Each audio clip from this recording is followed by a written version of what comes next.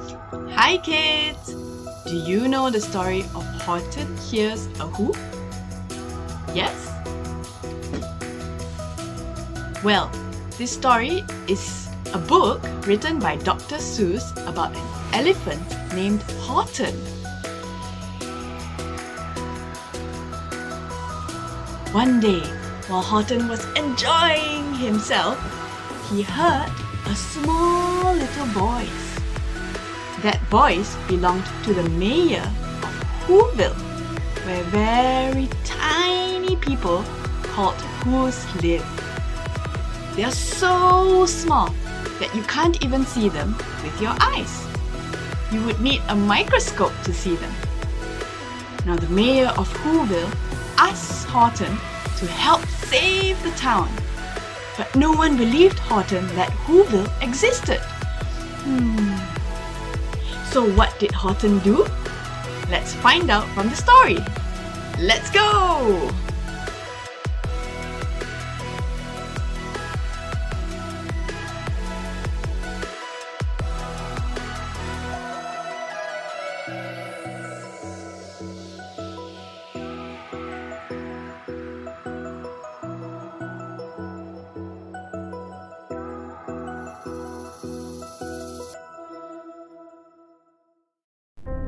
On the 15th of May, in the jungle of Noor, in the heat of the day, in the cool of the pool, he was splashing, enjoying the jungle's great joys, when Horton the elephant heard a small noise. So Horton stopped splashing. He looked toward the sound. That's funny. Thought Horton. There's no one around. Then he heard it again, just a very faint yelp, as if some tiny person were calling for help. I'll help you, Said Horton. but who are you? Where? He looked and he looked. He could see nothing there, but a small speck of dust blowing passed through the air. I say, Murmured Horton. I've never heard tell of a small speck of dust that is able to yell. So, you know what I think? Why, I think there must be someone on top of that very small speck of dust. Some sort of creature of very small size. Too small to be seen by an elephant's eyes. I'll just have to save him, because after all, a person's a person, no matter how small. So gently and using the greatest of care, the elephant stretched his great trunk through the air, and he lifted the dust speck and carried it over and placed it down safe on a very soft clover. Humph! Pumped a voice. It was a sour kangaroo, and the young kangaroo and her pouch said, Humph! too. Why, that speck is as small as the head of a pin. A person on that? Why, there has never been. Believe me, Said Horton. I tell you sincerely, my ears are quite keen, and I heard him quite clearly. I know there's a person down there, and what's more, quite likely there's two, even three, even four. Quite likely. A family, for all that we know, a family with children starting to grow. So please, Horton said. as a favor to me, try not to disturb them. Just please let them be. Through the high jungle treetops, the news quickly spread. He talks to a dust speck. He's out of his head. Just look at him walk with that speck on that flower. And Horton walked, worrying, almost an hour. Should I put this back down? Horton thought with alarm. If I do, these small persons may come to great harm. I can't put it down, and I won't, after all. A person's a person, no matter how small. Then Horton stopped walking. The speck voice was talking. The voice was so faint he could just barely hear it. Speak up, please! Said Horton. He put his ear near it. But just as he spoke to the mayor of the speck, 3 big jungle monkeys climbed up Horton's neck. They snatched Horton's clover and carried it off to a black-bottomed eagle named Bloody Cough. A mighty strong eagle, a very swift wing, and they said, "Will you kindly get rid of this thing?" And before the poor elephant even could speak, that eagle flew off with the flower in his beak. And at 6:56 the next morning he did it. It sure was a terrible place that he hid it. He let that small clover drop somewhere inside of a great patch of clovers 100 miles wide. Find that, Sneered the bird, but I think you will fail. and he left with a flip of his black-bottomed tail. I'll find it! Cried Horton. I'll find it or bust! I shall find my friends on that very small speck of dust. Clover by clover by clover. With care, he picked up and searched them and called, Are you there?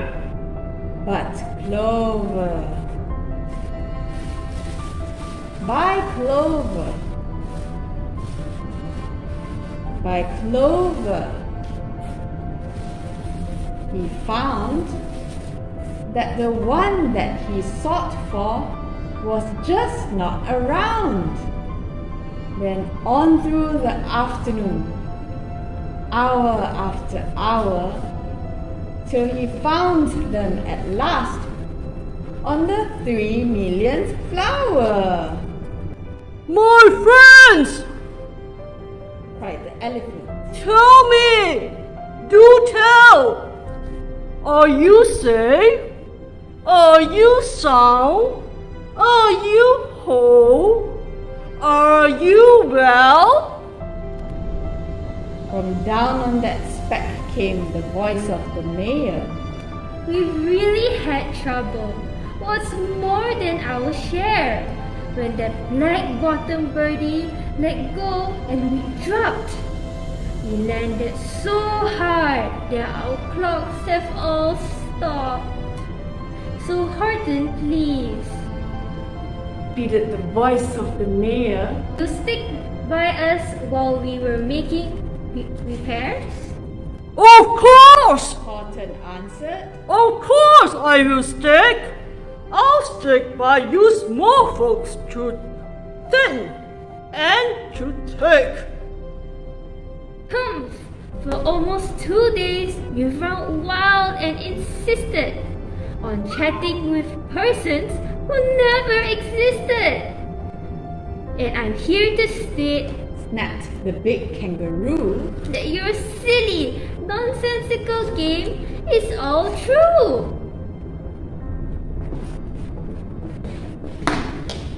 You are going to be rolled and you're going to be caged. And as for your dust speck, that shall boil, and a hot steaming kettle of basil nut oil.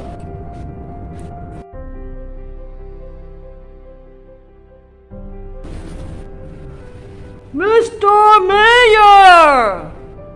Mr. Mayor! Horton called. Mr. Mayor! You got to prove now that you really are there. So call a big meeting. Get everyone out. Make every who holler. Make every who shout. Make every who scream. Ah! If you don't, every who is going to end up in a basil nut stew. And down on that dust speck, the scared little mayor quick called a big meeting in Whoville Town Square, and his people cried loudly. They cried out in fear. We are here! We are here! We are here! We are here! We are here! We are here! We are here! We are here! We are here! The elephant smiled. That was clear as a bell. You kangaroo surely heard that very well. All I heard Snapped the big kangaroo. was the breeze and the faint sound of wind through the far distant trees. Grab him! Grab him! They shouted. Engage the big dog! Lasso his stomach with 10 miles of rope.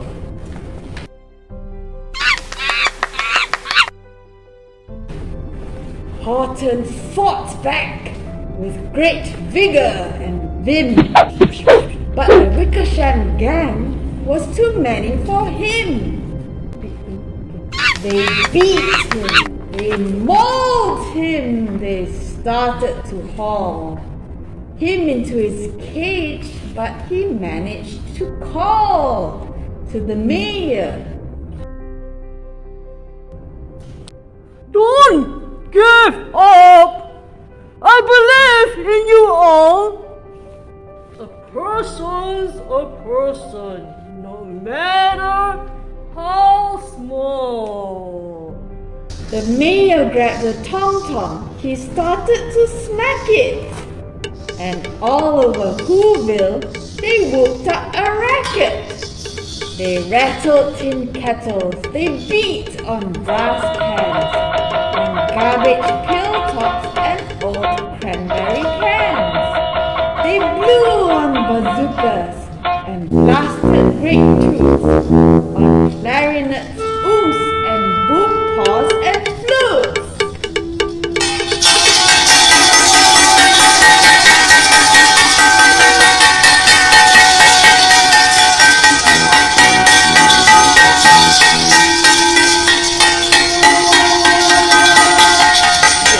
Great gusts of loud racket rang high through the air. They rattled and shook the whole sky, and the mayor called up through the howling mad hullabaloo. Hey Horton! How is this? Is this sound coming through? And Horton called back. I can hear you just fine, but the kangaroo ears aren't as strong as mine.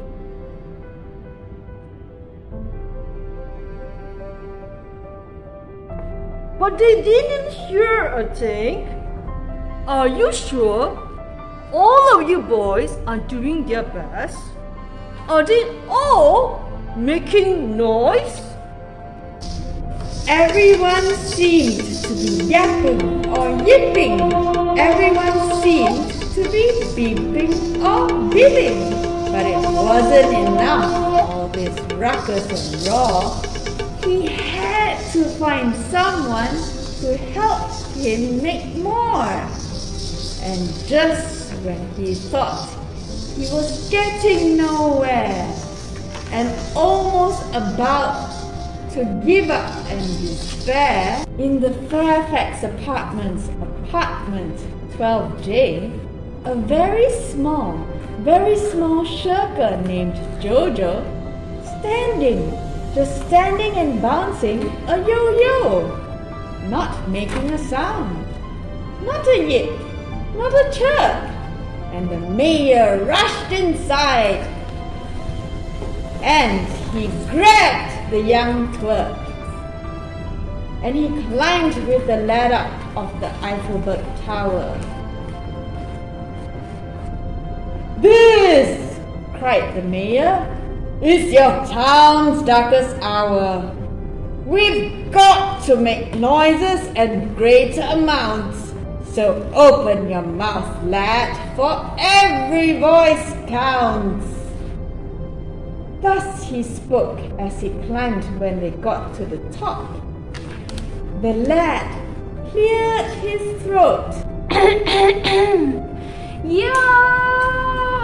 And that yop, that one small extra yop, put it over.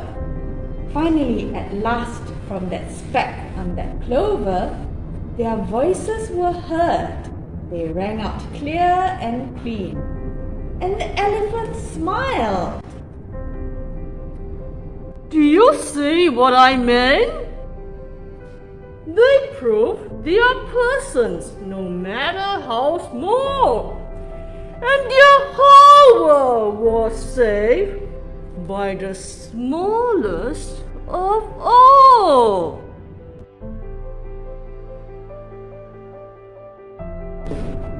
How true!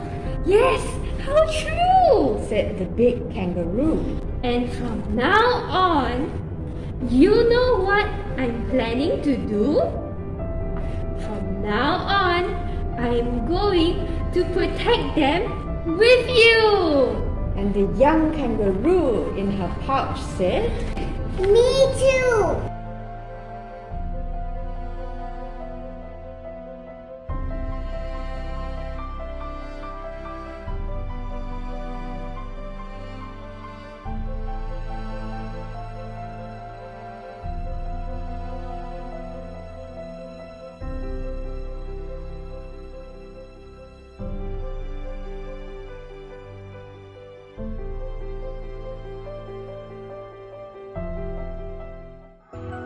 And that was the end of the story.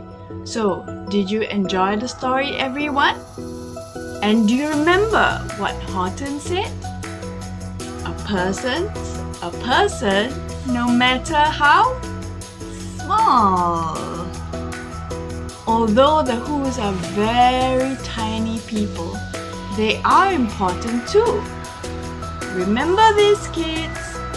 Every person is a person, regardless of whether they are big or small. So, if you like the story, read the book. See you!